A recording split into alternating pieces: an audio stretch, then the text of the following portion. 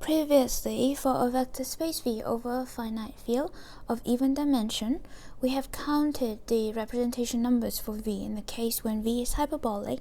Now we talk quickly about what to do when V is not hyperbolic.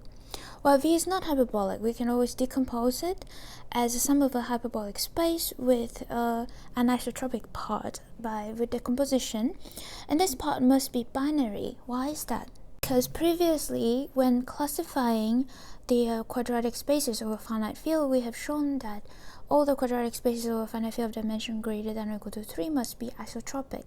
So if it's anisotropic, it must be binary. Remember, we even found the width ring of a finite field. So once we have a decomposition like this, now it's easy to count, because observe that every vector V can be written as a hyperbolic component and a component that lie in W, right? And then if we compute this, the value of the quadratic form here, because H and W are orthogonal, this is just gonna be QH plus QW. So for this to be 0, we have two circumstances: either both of these are 0, or this is some non-zero, and then for each choice of this, we have a choice. This is minus alpha, so we just count each of these using previous results.